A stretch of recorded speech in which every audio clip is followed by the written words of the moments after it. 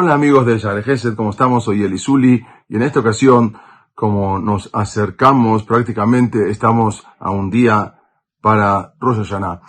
Quiero contarles algo que sucedió justamente en Rosh Hashanah, hace 500 años en España. Tras el edicto de expulsión que había sido emitido por los reyes católicos Fernando e Isabel, que a partir del 1 de agosto de 1492 no podía quedar ningún judío en España. Eso hizo que después que se fueran los judíos de España, 300.000 judíos, todas las sinagogas fueron transformadas en iglesias, las escuelas fueron regaladas a los conventos, las casas fueron abandonadas por los judíos y fueron ocupadas por los gentiles. Sin embargo, no todos huyeron de España cuando se pronunció ese edicto infame. Era posible permanecer en España ocultamente y hacerlo bajo las condiciones de terribles torturas. Pero la persona que quería permanecer, y muchos permanecieron ahí ocultamente como judíos secretos, todo el que quería permanecer ahí y para quedarse tenía que adoptar el cristianismo, renunciar a toda práctica judía. Muchos de ellos eran llamados como marranos, criptojudíos o anusim, vivieron vidas que aparentemente eran cristianas en público, pero aferrándose a la observancia del judaísmo en secreto. Por ejemplo, los viernes en la tarde, los criptojudíos cerraban las ventanas para que sus vecinos no vieran que ellos estaban encendiendo las velas de Shabbat. También las amas de casa, por ejemplo, horneaban sus jalotas escondidas, mientras que los maridos susurraban las palabras del Kiddush en la mesa de Shabbat. Esos Yehudim sabían perfectamente que si un vecino llegara a escuchar esas plegarias, o algún transeúnte que venía caminando por ahí lo veía disfrutando de una comida festiva el día del sábado, corrían un inminente peligro de muerte. Cualquier judío de quien se sospechara que practicaba la religión, inmediatamente era llevado a la Inquisición, era torturado hasta que confesaba y luego era quemado en la hoguera. Miles de ellos, de judíos, murieron en ejecuciones públicas, en llamados autos de fe. Pero, sin embargo, a pesar de aparentar haber adoptado el cristianismo, los españoles nunca confiaron en estos judíos. Les llamaban judíos nuevos, no los llamaban cristianos nuevos, no los llamaban cristianos viejos, sino los cristianos nuevos. Los vecinos y los sacerdotes sabían continuamente que estos seguían continuando con el judaísmo y estaban atentos a cualquier señal de algún tipo de ritual judío. Los cristianos por eso los llamaban marranos, un término denigrante que significa cerdo. Mientras muchos de ellos buscaban cualquier pequeño indicio de práctica judía para poder entregarlo a la Inquisición. Pero en la ciudad de Barcelona había un grupo muy grande de judíos secretos, o anusim, o criptojudíos, que se habían aferrado a sus tradiciones. No podemos saber cuántos judíos continuaron practicando la religión ocultamente, puesto que eran secretos, pero nos podemos dar a veces cuenta por las historias que eran una cantidad considerable. Don Fernando de Aguilar, era un prominente judío de Barcelona y a su vez era el director de la Real Orquesta de esa ciudad de Barcelona. Era una persona muy distinguida, una persona muy prestigiosa, disfrutaba de mucha riqueza, mucho prestigio. Cuando entró en vigor el edicto de expulsión, don Fernando decidió quedarse en España, como muchos, y decidió adoptar públicamente el cristianismo. Pero al mismo tiempo, al igual que muchos judíos españoles, él nunca iba a renunciar a su fe, sino que seguía cumpliendo ocultamente. A pesar de que eso implicaba poder ser arrestado en cualquier momento, don Fernando de Aguilar continuó viviendo como un judío secreto. Cada noche, cuando él regresaba a su casa, besaba la mezuzá que tenía oculta abajo de su piso, se preocupaba por comer solamente comida kasher, se preocupaba por respetar las festividades. No obstante, con el correr de los años, la práctica del judaísmo se hizo cada vez más difícil. Sin embargo, don Fernando, al igual que el resto de los criptojudíos de Barcelona, hacían todo lo que podía para poder cumplir secretamente. Ya no quedaba ninguna sinagoga, no quedaba ningún Betacneset en la ciudad. Pero Igualmente, grupos de judíos secretos se reunían en privado, arriesgando sus vidas, todo para poder recitar las plegarias, para poder rezar.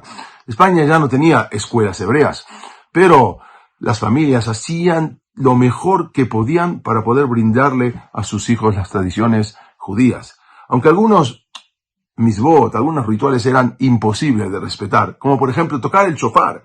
Tocar el shofar, inmediatamente se iban a dar cuenta al escuchar el sonido del shofar. Y aún así, entonces, cada Rosh Hashanah, cada Kippur, los judíos ocultos de Barcelona y de otros lugares aledaños se reunían para poder rezar en secreto juntos. En Rosh Hashanah, además de rezos, compartían una comida festiva, clandestina, obviamente. En Yom Kippur, para no despertar sospechas, muchos se ocupaban de sus negocios en público, sin que nadie supiera que estaban ayunando.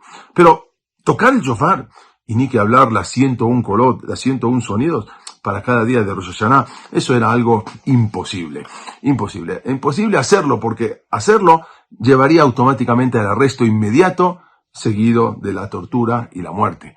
Luego de 5 años de la expulsión de los judíos de España, que había sido en 1492, que siguieron practicando en secreto y siguieron viviendo una doble vida, don Fernando y Aguilar vio una gran oportunidad. Esto fue en 1497. Hizo un anuncio público. El domingo 5 de septiembre, él dirigiría personalmente a la Real Orquesta de Barcelona, en el estreno de un concierto compuesto por él mismo. La pieza que había escrito y que habría de ejecutarse sería diferente a todo lo que hasta ahora se había escuchado en España. Era, según él declaró, un homenaje a los pueblos nativos y a sus culturas. Todo instrumento que había sido inventado en el mundo estaría allí en ese momento representado. Cuando llegó el día del concierto, la sala donde tocaría la orquesta estaba completa, estaba llena. Algunas personas en la audiencia notaron que don Fernando no estaba vistiendo lo que acostumbraba, una cruz de oro que solía usar, pero había tanta excitación en el público debido a la inusual obra que nadie prestó mucha atención. Muchos de los que allí estaban y que se encontraban eran marranos, eran criptojudíos o anusim judíos secretos. Cuando se abrió el telón, el concierto comenzó a tocar de acuerdo a lo planeado. La música de don Fernando era interesante. Fiel a su palabra, la audiencia oyó una gran variedad de instrumentos. Hubo campanas, cuernos, tambores, instrumentos de cuerda. Luego, en medio del concierto, un músico de la orquesta, el cual se rumoreaba de que era un judío secreto, apareció en escena. Tenían en su mano un inusual instrumento, un cuerno de carnero. El músico entonces lo colocó sobre sus labios y comenzó a tocar tequiyá, shevarim, teruá. Cada sonido del shofar en Rosh Hashanah se escuchaba por todo el salón. Cientos de notas en total, 101 notas en total. La mayoría de los presentes consideraron que estaban ante una majestuosa ejecución, algo inusual, un instrumento que nunca habían visto, un instrumento inusual.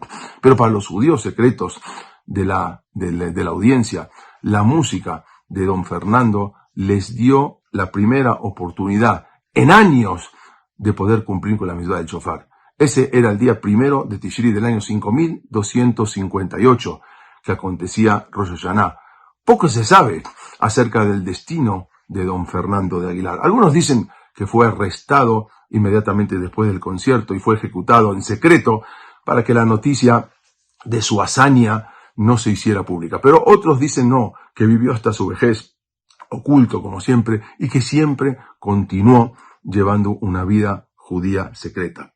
Pero lo que sí se sabe, en verdad, lo que sí se sabe es de su increíble hazaña, la increíble hazaña de Rosh Hashanah, de hace más de 500 años, cuando por un día permitió que toda la comunidad criptojudía, toda la comunidad secreta de Barcelona pudiera cumplir con la mitzvá de escuchar el shofar. Una historia impresionante, una historia de Mesirut Nefesh, de entrega a la persona, aún sabiendo que corre el riesgo de que lo agarre la Inquisición y lo pueda quemar en la hoguera.